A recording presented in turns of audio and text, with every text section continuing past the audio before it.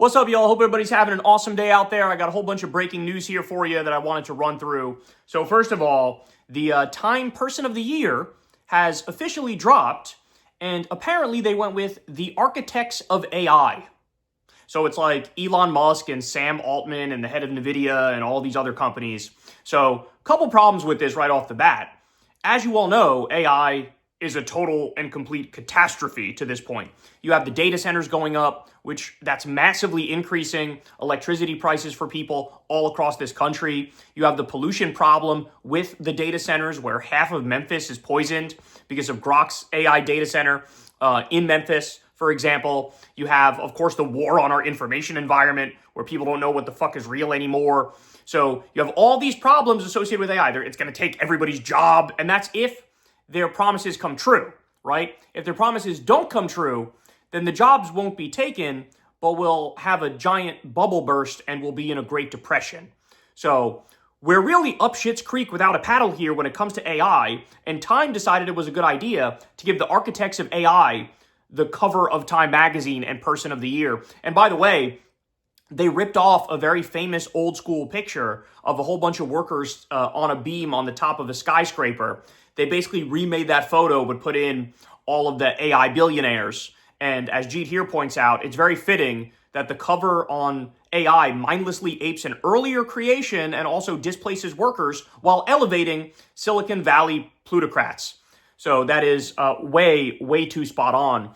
I should also point out that Mark Benioff, co-founder and CEO of Salesforce and a huge promoter of AI, owns Time magazine.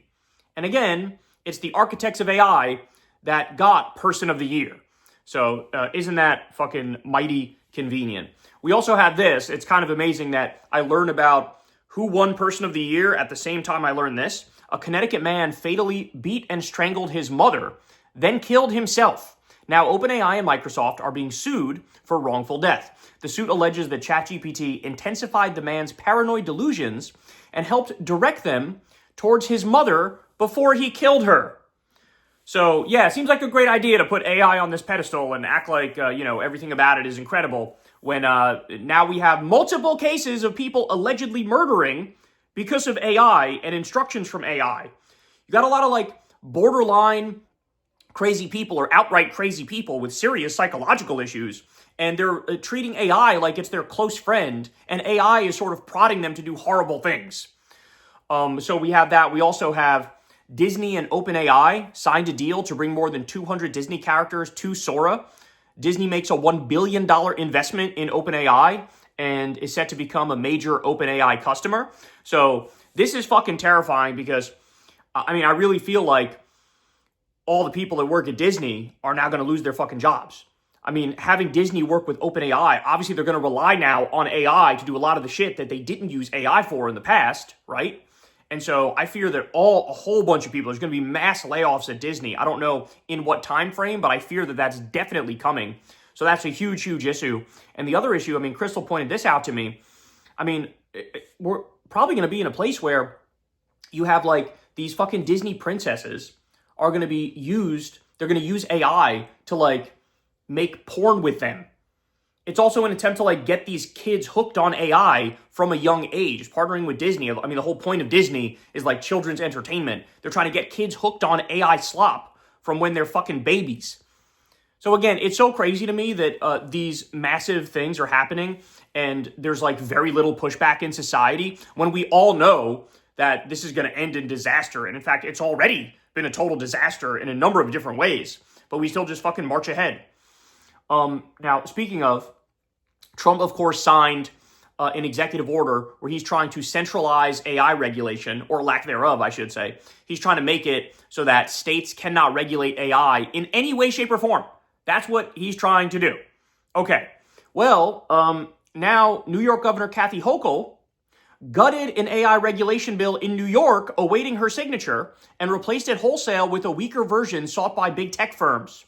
At least two of the groups lobbying on the bill held fundraisers for Hochul in recent weeks. So how are we supposed to survive as a country, as a species, when this is what's going on? Trump is completely bought and owned by the AI tech broligarchs, But now you have Kathy Hochul and the Democrats are in a similar position. In fact, Hakeem Jeffries put together like some fucking committee that's like Democrats for AI. And he put a whole bunch of people on the board that are profiting off of AI. In fact, I think I have that story coming up in just a second here. But that's fucking crazy. So now you got Republicans going full deregulation, let the AI billionaires do whatever the fuck they want, and Democrats are right behind them. Like, oh yeah, maybe we'll try to regulate AI, but very weakly with industry-approved bills. This is crazy. This is crazy. And when all this fucking blows up, they're going to be to blame. By the way, I know Stinky looks hilarious here. Her, like, limp body next to me. She's begging for belly rubs as I'm talking. All right. So how about this one? You have Governor Shapiro, Josh Shapiro of Pennsylvania. He was asked by Semaphore how he views the politics of AI. And he said, quote, AI is being developed. The real question is it going to be developed here in the U.S. or in communist China? My view is that all of us should want it developed in the U.S. The U.S. should lead on this. This is a national security issue. I think this is an issue that threatens our freedom if we allow China to overtake us when it comes to AI development. That is fucking unbecoming of a Democrat. That is a dino answer. Democrat in name only. That's what that is. That is a diet MAGA answer. The AI tech broligarch billionaires are the problem in this country. They are causing all of the problems. And here you are, like, basically begging them to still donate to you and support you. No, I'm sorry. We need Democrats who are going to call out this AI bullshit. This is going to end horribly. It's already the case, by the way, that, 30-something% of the entry-level jobs are gone because of ChatGPT, and this is how a Democrat is answering the question? Are you kidding me? No, they should have to contend with that fact. Hey, we've already lost 30-something% of the entry-level jobs. What are you going to do about that? They should be talking about regulating AI already. It should be either strictly regulate AI, that should be their position, or some people should be out there saying, fucking ban it. Just ban it. Jesus Christ, man. I'm going to lose my goddamn mind. I mentioned this before, but Hakeem Jeffries put Representative Josh Gottheimer, who holds up to $40 million worth of stock in Microsoft and received millions a year in income from it, on the Democrats' new AI commission. Gee, I wonder what his position is going to be. I wonder what it's going to be. I'm sure he's not going to say, go ahead, do whatever the fuck you want. I don't care about the consequences. I don't give a shit. Unbelievable. Unbelievable. So we also have this story. Listen to this. This is from Detroit News. Michigan Republicans quietly cut millions of dollars in their budget for cancer wigs for kids, funding for the Holocaust Memorial Museum, mental health support for kids who have been and mental health support for kids who have been sexually assaulted, and more. Wow. If that doesn't perfectly sum up the Republican Party, then I don't know what the fuck does. I don't know what the fuck does. So TMZ got in on the fun of the right-wing civil war that's happening now, and they are denying Tim Pool's story that his house was shot up. Tim Pool's claim of shots fired at his house can't be substantiated, cop says. This is TMZ reporting on this. So they are also fanning the flames of that right-wing civil war. And frankly, you love to see it. I know I love to see it. And they're going to keep going at it, man. This thing is only heating up. This thing is only getting more and more extreme as time goes by. We also have this story. I'm sure you guys have seen this by now. But you saw Trump is now mandating that if you visit this country as a tourist, you need to submit 5 years of your social media history to enter. This is insane. This is insane.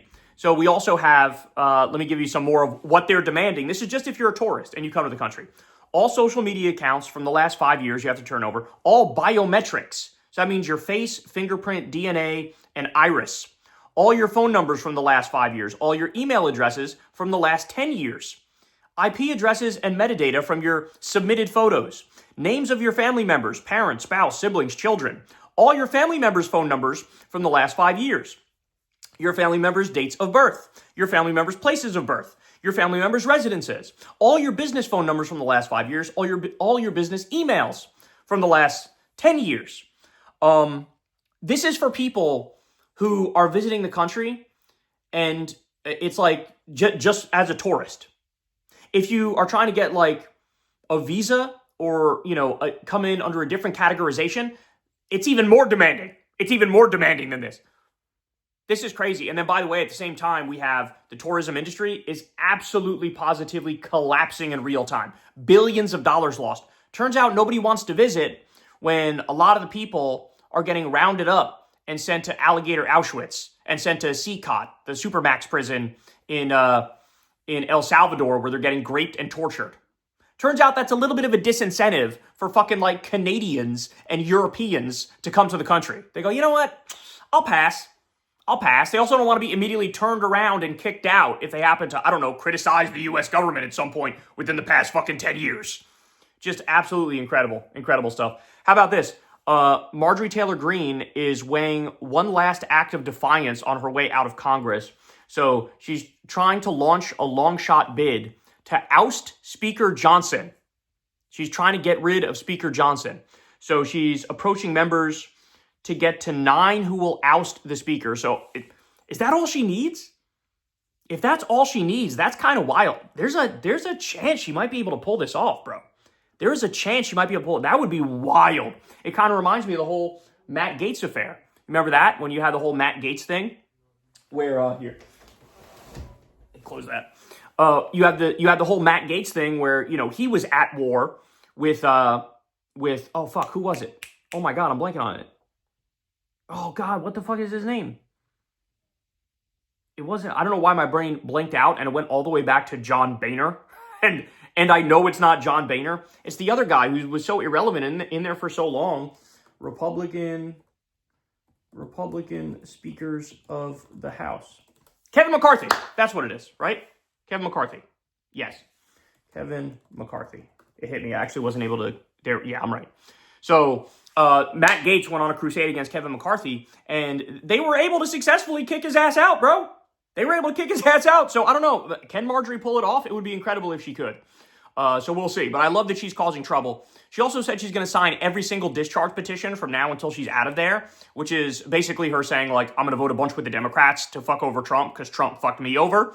So look, I love this because this is how you should react if, you know, Trump always tries to bully the shit out of all the other Republicans. And like, if you have some fucking self-respect, this is how you should act. You say, no, fuck you. No, fuck you. I'm actually going to, I'm the danger, bitch. That's what MTG is saying. You want me to vote a certain way? I'm going to vote the opposite now because of what you did. Now sit in the fucking corner and think about what you did.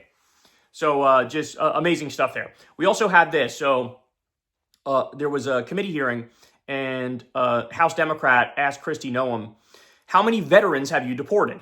And Noem said, we haven't deported any veterans. And then the Democratic representative said, we are now joined on Zoom by a combat veteran you deported to Korea. Oh my God. Oh my God. And I'm not even doing it justice. The video is fucking brutal, dog. The video is fucking brutal. So you guys definitely got to check out that video. It's floating around on Twitter. Aaron Rupar posted it. Just incredible. Like, these people, they're such scumbags. They're such liars. They can't even keep up with their fucking crimes against humanity. But we also have this, and this one is perhaps the coolest, the coolest one. So Republicans have announced the entire state of Indiana, or I should point out, Trump said to the Republicans of Indiana, hey, if you don't gerrymander to get more Republicans in there, I want you to gerrymander. If you don't do that, Trump says, I'm going to cut off all the federal money that comes to you. So he's bullying them. He's bullying them. He says, roads won't be paved, guard bases will close, major projects will stop. So Trump was just outright, I mean, this is basically criminal. This is basically criminal what Trump is doing to the Republicans in Indiana. Do what I want or else, or else. And by the way, again, he has no authority to actually freeze the federal money going to Indiana. But this is what he does. He threatens that, okay? So ready? Then they have the session to determine whether or not they're going to gerrymander. Not only does Trump lose, he gets blown the fuck out.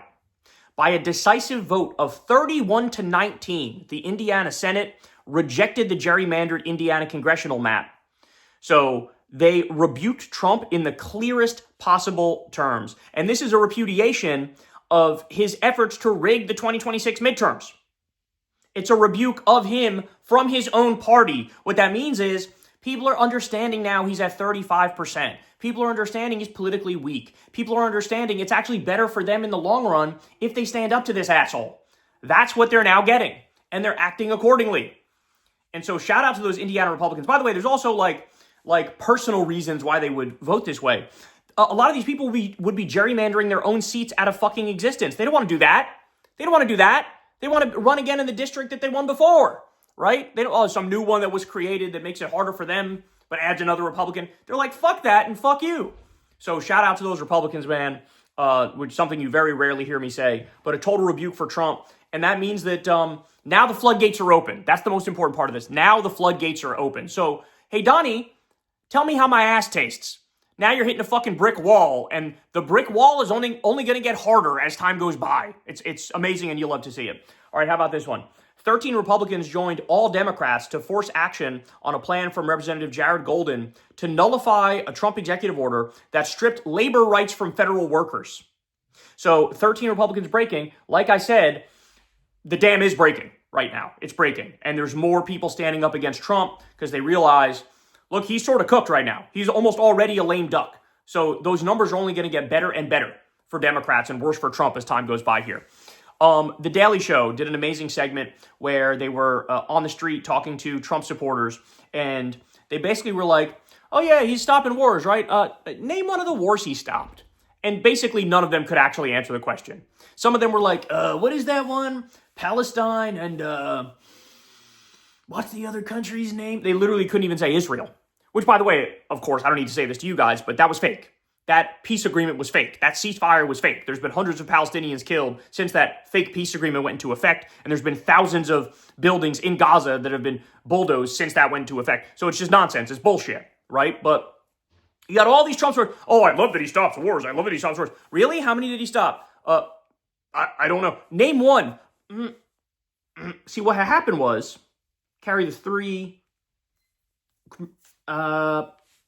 New phone, who dis? They got nothing. They got nothing, bro. So it's kind of amazing. It shows that they just, it's like fortune cookie politics, right? It's like just reading a fortune cookie or bumper sticker politics. Just regurgitate the thing on the bumper sticker and that's it. Well, that's not going to work anymore. All right. So we also have Steve Doocy in the White House asking Trump, is the campaign against Venezuela still just about drugs, or is it also now about oil? Which, by the way, shout out to Doocy. That's actually a great question. I'm happy he asked it. Trump responds, and this is incredibly telling. He goes, well, it's about a lot of things. But one thing it's about is the fact that they've allowed millions of people to come into our country from their prisons. What? This is the first time you mention that, number one. Number two, doing a regime change war against Venezuela is going to make more Venezuelans come here, you fucking idiot. Duh. God, I can't stand this guy. The fact of the matter is, yes, it is mostly about the oil. It's mostly about the mineral wealth. It's mostly about getting a U.S. puppet in there to serve our corporations, to serve our billionaires. It's about his buddy Eric Prince being able to illegally occupy a new country. That's what this shit is about. Just really, really disturbing stuff. So the Senate rejected the Democrats' bill to extend the Obamacare subsidies for 3 years. The final vote, it was yes 51, no 48. And, of course, it needed 60 votes in order to get through. You did have every Democrat voted in favor of extending it. There were a couple of Republican crossovers, Josh Hawley, Lisa Murkowski, Dan Sullivan, Susan Collins. But like I said, it was 51 to 48. They needed 60 votes to get it through. So shout out to the idiotic Democrats. The gang of 8 idiots, the gang of 8 idiot Democrats who told us, oh, no. We'll get the Obamacare subsidies through, bro. Trust us. That's why we're going to end the government shutdown. So Cortez Masto, L. Durbin, L. Fetterman, L. Hassan, L. Kane, L. King, L. Rosen, L. Shaheen, L. And none of them will fucking hold that L. None of them will be called out for exactly what the fuck they did here. See what you did? See what you did? Where's the subsidies, bitch? Jesus Christ. This story is crazy. So Pete Hegseth has this guy who he looks up to as one of his top advisors, as his mentor. His name is Eric Gerrymander. And it turns out Gerrymander, it has this Goodreads account online that was uncovered by a reporter. And that account recommends pornographic cuckold novels and like Asian wife swapping, Asian wife sharing books. So when you look at the stuff he likes, it's like Pete Hegseth books. And then it's also like the glory of cucking and like sharing your Asian wife with your friend. And so here's the crazy part. When it became clear that this guy was going to report on this, he ended up getting a threatening email from Jack Posobiec, basically being like, leave this alone or else, bro. So, I mean, look, it has to be said. Is there some massive cuck ring going on with top-level Republicans, with Hegseth, with Gerrymander, with Posobiec? Is there some massive cuckold ring? Are you guys all like wife sharing and cucking each other and fucking trying to hide it? And now it's coming out, so you're getting terrified? Are you on your own sort of weird Epstein shit? Are you? Like, that's my question, because this is bizarre. This is some bizarre stuff. All right. We also have Trump's approval rating on the economy has now hit a record low 31%. 31%. That is absolutely catastrophic for him. We have a new poll out, the generic ballot among young people, 18 to 29. Only 19% support Republicans. 19. That's also a record low. Absolutely insane. A total collapse from 2024. How about this? John Fetterman wrote a letter asking Israel to pardon Netanyahu. John Fetterman. So that stroke he had and that brain damage he had has now led him to not only being pro-genocide, but begging to let the genocidal war criminal who led the whole thing off the hook. So that guy is a complete disgusting shame, and he should resign in disgrace. All right, we also have the Trump administration scrapped a plan to mint quarters to honor the abolition of slavery, women's suffrage, and the civil rights movement. That is actually the least surprising thing to me in the year 2025. I mean, these are the people who ranted against immigration and shut down immigration from seemingly everywhere, but then said, we are going to allow in fat, white South African white supremacists. So yeah, we'll allow the Boers in. Everybody else can fuck off. Just open white nationalism. So of course these assholes are going to be like, why would we honor the abolition of slavery and women's suffrage and the civil rights movement? We fucking hate those things. And they do. They hate those things. This is kind of crazy, and this is in the Ottawa Citizen. They say there's a controversial Victims of Communism memorial in downtown Ottawa that will no longer feature the names of specific individuals. Why is that, you ask? After federal officials determined a significant number could be linked to the Nazis. So they did this whole Victims of Communism thing, and then they went into the specifics of the people who were listed, and they go, oh shit, this one's a Nazi. Oh shit, that one's a Nazi. Oh shit, this other one's a Nazi. Oh shit, most of them are Nazis. Wow, what do you know? Well, isn't that kind of crazy? Isn't that kind of crazy? Maybe that should spark, rethinking some things, but I don't think it will. I don't think it will for these people, at least. This is absolutely disgusting, but here we are. So the House voted on a giant military spending bill. The bill would spend over $900 billion, add unprecedented aid to Israel, take IVF access away from military families, and much more than that. And remember, the Pentagon has failed 7 audits in a row. They can't account for 63% of their own money, okay? $900 billion bill. The House passed it 312 to 112. So virtually every Republican and fucking a bunch of Democrats too. So, ready for this? 3% of Democratic voters support a bigger military budget. That's what this is, a bigger military budget. Only 3% of the voters support that. But 55% of House Democrats just voted for it. 16% of Republican voters want a larger military budget. Only 16. But 92% of House Republicans just voted for it. So understand something. Our Congress has been bought by the military-industrial complex. They are bought, they are owned, they are representing Raytheon and Lockheed Martin and Boeing and Honeywell. They are not representing you and me. Not at all. So food stamps get cut, Medicaid gets cut, healthcare gets cut. At the same time, Argentina gets $40 billion for fucking nothing. Israel gets tens of billions of dollars. And now we have $900 billion that goes into a black hole where they can't account for 63% of it. And it's the fucking war budget. And it's going in a slush fund to the military-industrial complex. Absolutely disgusting stuff. Disgusting.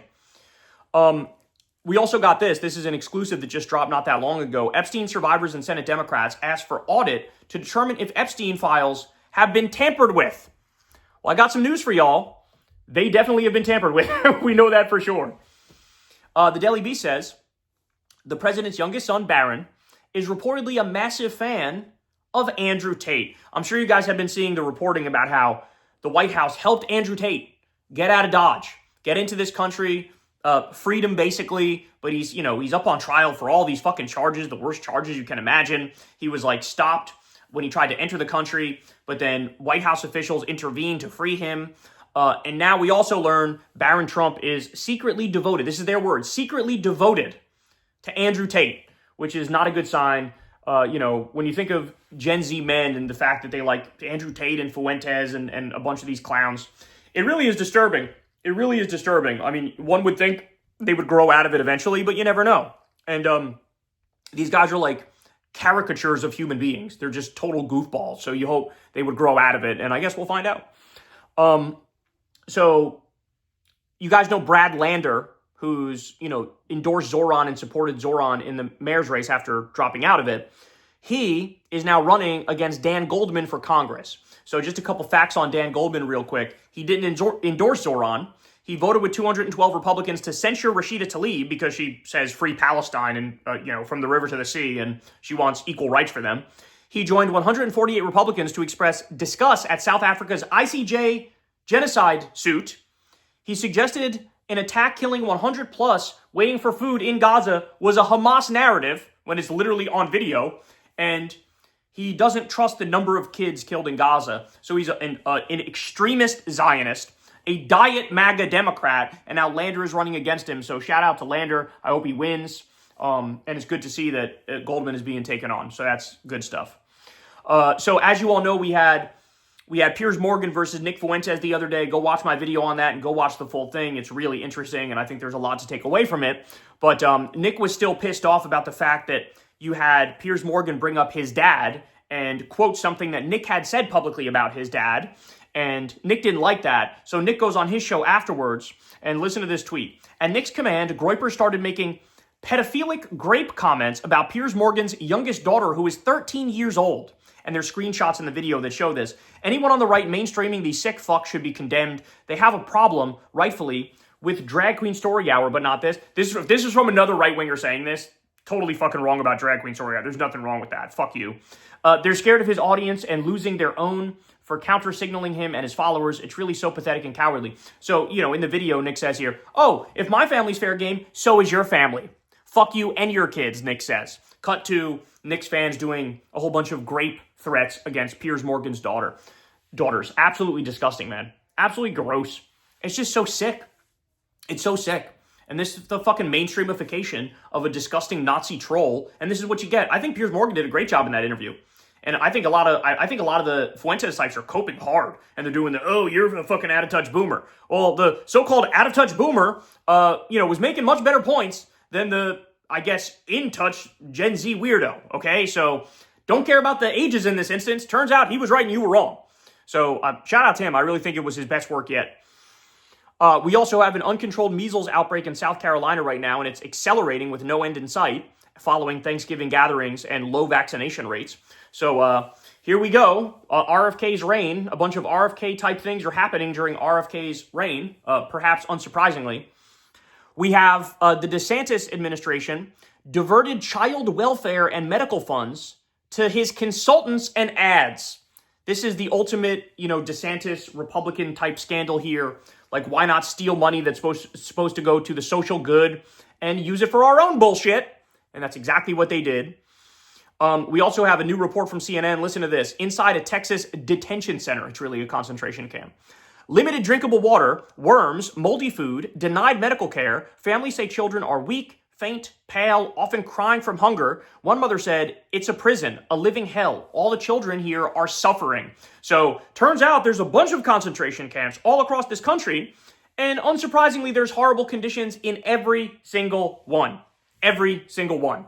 And so you got Alligator Auschwitz, you got Gitmo, you got CCOT, you got these new ones that they were trying to build. And there's an example of one in Texas. Absolutely incredibly disturbing. But there you have it, guys. I got to run because I got to be on stepdad duty, about to go to a gymnastics competition. Looking forward to that. But you guys enjoy the rest of your day. Tune in tonight on the Secular Talk YouTube channel. We'll have some teaser clips from Crystal Kyle and Friends this week. But also do yourself a favor and sign up for Crystal Kyle and Friends, because we had Cameron Caskey on the show, and he's running for Congress, and he's the man. I really want you guys to watch this episode. I really want you to support Cameron Caskey, donate to him, vote for him if you live in his district. And yeah, that's all I got for you guys. Everybody have a great rest of your day, and I will see y'all later. Peace.